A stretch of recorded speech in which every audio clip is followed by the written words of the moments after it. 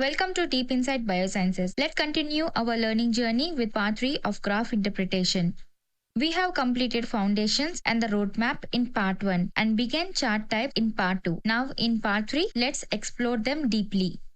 In part 2, we met all 6 graph families and studied column charts in detail. Today in part 3, let's discuss how bar charts work.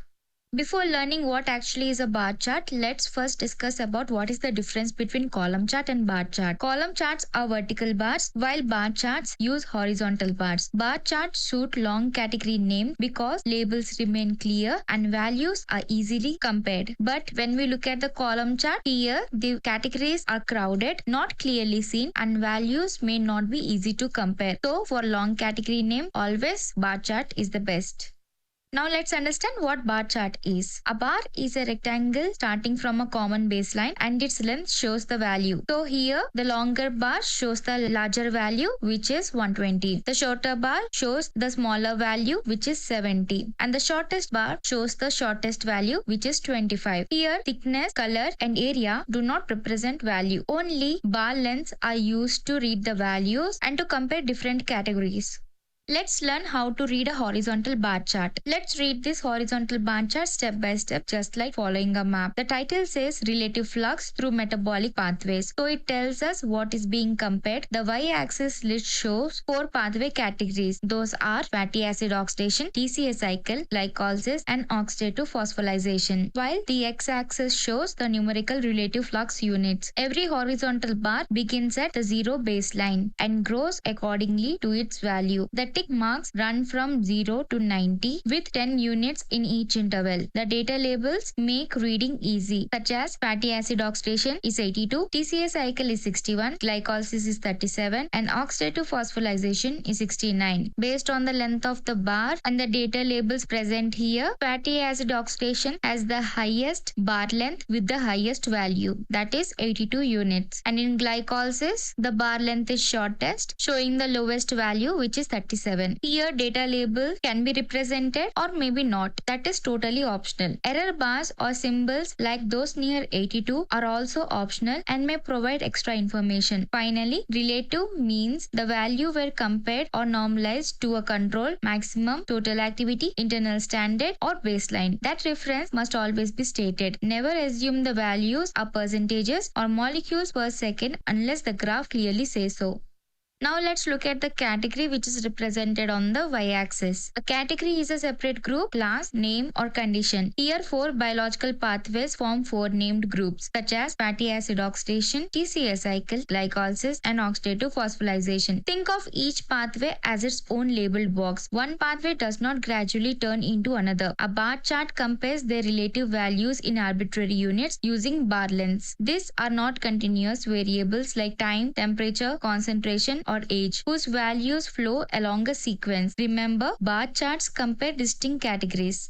Now let's look at relative metabolic flux which is represented on the x-axis. Imagine a metabolic pathway as a road and metabolites as little vehicles traveling on it. Metabolic flux means the amount of material moving through a pathway per unit time. Imagine this pathway as the road and the metabolites present here are vehicles. Each one is represented in different colors. Here the green metabolite is fatty acid oxidation, blue metabolite is TCA cycle, purple metabolite is glycolysis and yellow metabolite is oxidative phosphorylation. Now this metabolite has to go through some enzyme steps. If in 1 minute maximum amount of metabolites pass through enzyme steps, then it is known as high flux. In the same 1 minute, if less amount of metabolites pass through the enzyme steps, then it is known as low flux. So in short, when many metabolites vehicles pass through the enzyme step, during that time flux is high. Only a few pass, flux is low. The bar chart gives an illustrative comparison. Fatty acid oxidation is shown near 100%, TCA cycle near 70%, glycolysis near 45% and oxidative phosphorylation near 25%. These are not measured values, they are only examples. The meaning of relative flux depends on the calculation and normalization used. Scientists may estimate flux in 5 ways: carbon-13 isotope labeling, metabolomics, enzyme measurements, oxygen consumption and mathematical models using rate equations. Each method method helps study pathway movement differently. So remember this simple picture. The pathway is the road, metabolites are the vehicles, enzyme reactions are the steps, and flux tells us how much material moves through the pathway in a given time.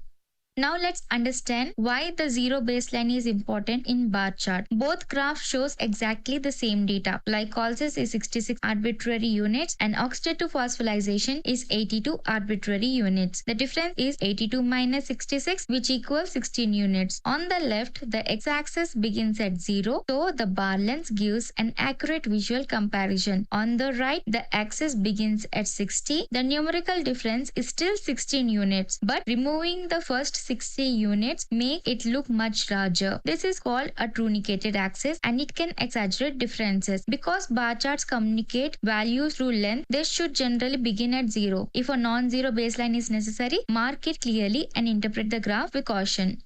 In bar chart, why we should maintain equal thickness in all bars. In a bar chart, only length represents the value, such as 31, 44, 66 and 82. Therefore, keep every bar equally thick with similar spacing. Unequal thickness may create visual bias, making a thicker bar look more important even though thickness has no numerical meaning. Now let us see how and in what ways we have to represent the data in an order. Let us take the same values 31, 44, 66 and 82. They can appear in several correct orders such as smallest to largest, largest to smallest, alphabetical, biological sequence, experimental order or chronological stages. No single order is always the best. The purpose decides. So quick comparison and ranking largest to smallest is usually easiest. But when a pathway, dose sequence or time stage matters, keep the natural order. The key rule is simple. Arrange the bars in the order that best supports the question. Now let's understand how to read each bar. Follow each bar's tip to the scale. Fatty acid oxidation is 31 units, TCA cycle is 44, glycolysis is 66 and oxidative phosphorylation is 82. So oxidative phosphorylation is highest and fatty acid oxidation is the lowest. Remember, a longer bar means a higher value. Now let's calculate absolute differences. Absolute difference means the distance between two values. Always subtract the smaller value from the larger one, so the result is never negative. The graph values are fatty acid oxidation 31, TCA cycle 44, glycolysis 66 and oxidative phosphorylation 82 relative flux units. Comparing oxidative phosphorylation with TCA cycle gives 82 minus 44 which equals 38 units. Comparing oxidative phosphorylation with glycolysis gives 82 minus 66 which equals 16 units. Glycolysis versus TCA cycle gives 66 minus 44 which equals 22 units. TCA cycle versus fatty acid oxidation gives 44 minus 31 which equals 13 units. To calculate the total range, compare the highest and lowest values. The highest is 82 and the lowest is 31. So 82 minus 31 equals 51 relative flux units. Therefore, the complete spread from the smallest bar to the largest bar is 51 units. Now let's understand ratios. A ratio asks how many times one value is as larger as another. Oxidative phosphorylation is 82 arbitrary units while the TCA cycle is 44. For the larger to smaller comparison, divide 82 by 44. The answer is approximately 1.86, giving the ratio 82:44. The correct statement is oxidative phosphorylation is approximately 1.86 times as high as the TCA cycle value or approximately 1.86 fold the TCA cycle value. Avoid saying 1.86 times higher because that wording is ambiguous. If we reverse the comparison, divide 44 by 82. The answer is approximately 0.54, giving the ratio 44:82. Therefore, the TCA cycle value is about 0.54 times the oxidative phosphorylation value. Remember, ratio order matters. 82 divided by 44 is not equal to 44 divided by 82. Always divide in the direction asked by the question. Now we come to one of the most important rules, percentage comparison. Percentage comparison is directional, that is higher or lower. The two values do not change. Oxidative phosphorylation is 82 and the TCA cycle is 44 and their absolute difference is 82 minus 44 which equals 38 units. However, the percentage answer depends on the value chosen as the reference in the denominator. First, let us know how much higher is oxidative phosphorylation than the TCA cycle. Because we are comparing it with the TCA cycle, 44 becomes the reference. difference. Percentage increase equals 82 minus 44 divided by 44 multiplied by 100. So 38 divided by 44 multiplied by 100 gives approximately 86.4%. Therefore, oxidative phosphorylation is 86.4% higher than the TCA cycle value. Now let's reverse the question. How much lower is the TCA cycle than the oxidative phosphorylation? This time, oxidative phosphorylation is the reference. So the denominator becomes 82. Percentage decrease equals 82 minus 44 divided by 82 multiplied by 100. So 38 divided by 82 multiplied by 100 gives approximately 46.3%. Therefore, the TCA cycle value is 46.3% lower than the oxidative phosphorylation. Why are the answers different here? The absolute difference remains 38 units in both the scenarios. But when we look at the denominator, in higher we used 44 value as the denominator, and in the lower we used 82 as the denominator. Dividing by the smaller difference gives the larger percentage, as we can see here, while dividing by the larger difference gives the smaller percentage, as we can see here. Therefore, 86.4% higher is not equal to 46.3% lower. Both statements are correct for their own direction. This also connects to the ratio. 82 divided by 44 is approximately 1.86. This means oxidative phosphorylation is about 1.86 times the TCA cycle value, or 186.4% of that value. The original TCA cycle value represents 100%. The extra part is 186.4% minus 100%, which equals 86.4%. Therefore, 1.86 times the value means 86.4% higher, not 186.4% higher. Avoid the ambiguous word 1.86 times higher because it is an incorrect statement. Remember the rule: first identify the reference. If A is higher than B, use B in the denominator. If B is lower than A, use A in the denominator. Follow this pattern based on the question asked. Always remember, direction decides the difference and the difference decides the percentage.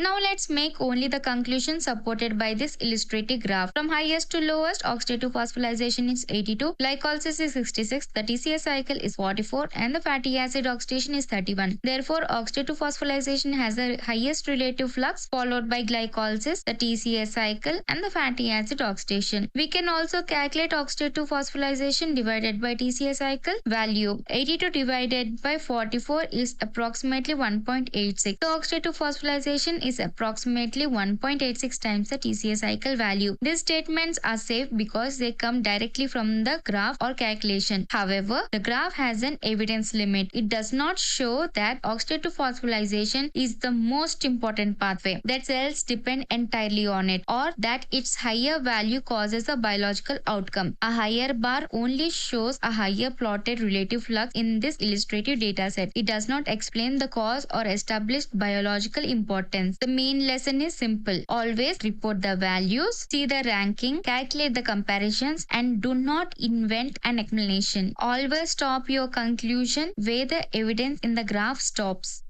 Now the most important question is, does a longer bar automatically mean a statistically significant result? The answer is no. In this graph, group A has a longer bar than group B. This tells us only that group A has a larger plotted numerical value in arbitrary units. It does not tell us whether the difference is statistically reliable or could be explained by variability. This graph do not show error bars, sample size, individual observations, p-value, significance symbols such as stars, or variability among replicates. Statistical significance requires an appropriate statistical test and supporting evidence such as a reported p-value or a clearly defined significance symbol. Because that information is missing, the p-value and statistical significance are unknown. Therefore, we can say the numerical values of group A and group B differ, but we cannot say the difference is statistically significant. A large looking gap between bars is not proof of significance. The careful conclusion is group A has a larger plotted value than group B, but statistical significance cannot be determined from this graph.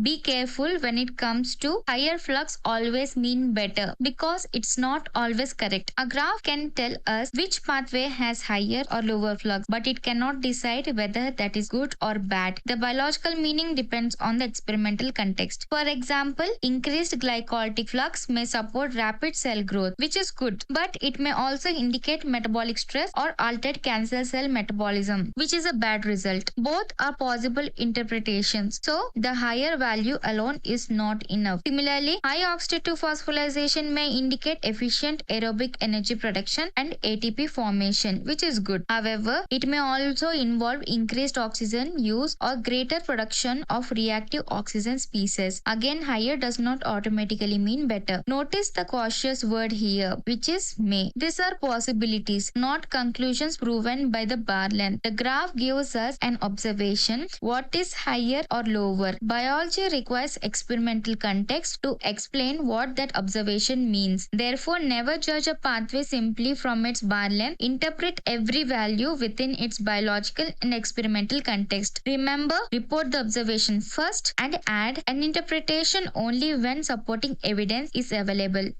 Use this 10-step sequence for every bar chart. First, read the title, find the categories and numerical axis, then check labels, units, scale, and zero baseline. Follow each bar endpoint to read its value and rank the bars by length. If asked, calculate differences, ratios, or percentages. Check statistical evidence, error bars, p-value, and significant symbols. Finally, interpret the results in biological context without over-interpreting. Remember the flow. First, read the title, look at the axis, scale, values, then do the comparison, look at the evidence, and at last, interpret in context.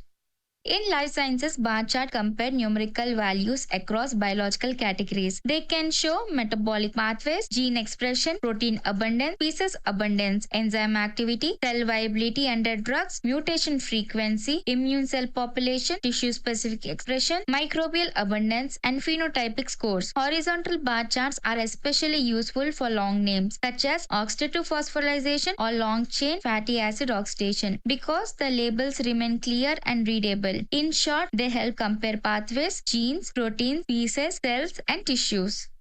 When should we use a bar chart? We should use the bar chart based on the data and the question being asked. Use a bar chart when the categories are separate and the goal is to compare numerical magnitudes. It is especially helpful for long category labels and for ranking several categories. The categories should not form a continuous sequence and all values should use the same unit and scale. A bar chart may be not best in 5 situations. For continuous change over time, choose a line graph. To show the full distribution of observations, use a box plot, Violin plot, histogram, or dot plot. To study the relationship between two continuous variables, use a scatter plot. With too many categories, a bar chart becomes crowded and difficult to read. To show individual observations or variability, use a dot plot or the box plot instead. To match the graph to the data and question, remember a bar chart's main job is to compare values across separate categories. Always avoid the 9 common mistakes in the bar chart. Compare the length, not the thickness. Check the scale and the tick intervals. Never mix different units. Use the same units for the easy comparison. Do not treat the longest bar as statistically significant or a higher value as a biologically better. Interpret it in context. Do not confuse a bar chart with a histogram. Bar chart categories have gaps. Follow the question wording for ratio order. Define the reference for relative values and never turn comparison into causation. Final rule, read the axis, check the scale and respect the evidence. For a clear, accurate, honest, and informative bar chart, follow 12 practices. Use a clear title, label both axes, state units, or relative values. Start the numerical axis at 0, keep equal bar thickness and spacing. Using a meaningful order, avoid 3D effects. Remove distracting decorations, keep category labels readable, define the normalization or reference, show error bar and sample size, and show individual data points or distribution information. Good design supports correct interpretation, makes the comparison easy, and makes the evidence visible. Competitive examinations may test 10 bar chart skills, finding the highest and lowest categories, ranking them, calculating absolute differences, ratios and percentage increase, choosing the best graph for the long labels, deciding whether significance can be inferred, selecting a supported conclusion and identifying overinterpretation. Using this graph, oxidative phosphorylation is highest at 82 while fatty acid oxidation is lowest at 31. The complete ranking is oxidative phosphorylation 82, glycolysis 66, TCA cycle 44, and fatty acid oxidation 31. The highest minus lowest difference is 82 minus 31, which equals 51 units. The ratio of oxidative phosphorylation to the TCA cycle is 82 divided by 44, approximately 1.86. Its percentage increase over the TCA cycle value is 82 minus 44 divided by 44 multiplied by 100, which equals approximately 86.4%. A horizontal bar chart is best for long labels. Statistical significance cannot be inferred without statistical evidence. Claiming that the highest pathway is most important or causes an outcome would be overinterpretation. For exams, remember, always read the questions, do the ranking, calculate the given data, check for the evidence, and conclude only what the graph supports. The final takeaway is a horizontal bar chart compares numerical values across separate categories. The y-axis lists the categories while the x-axis shows the value. Compare bar lengths from a common zero baseline and always check the scale and units. Here, the fatty acid oxidation is 31, TCA cycle is 44, glycolysis is 66, and oxidative phosphorylation is 82. Therefore, oxidative phosphorylation is highest and fatty acid oxidation is lowest. A longer bar means a larger plotted value, but statistical significance needs evidence. Describe the value and respect the evidence. We have now completed column and bar charts from the compare family. In part 4, we will study the next graph, the radar chart. Thank you for watching this video till the end, and let's end this video with a beautiful thought. The heart of the discerning acquires knowledge, for the ears of the wise seek it out. This means a wise student never waits for the knowledge to arrive. They think carefully, listen attentively, ask questions, and actively search for understanding. Keep learning with curiosity because knowledge grows when we truly seek it. This video is also available in Telugu and Hindi. If you found it helpful, please like, share and subscribe to Deep Inside Biosciences. Let's meet again in part 4 to learn about the radar chart. Thank you.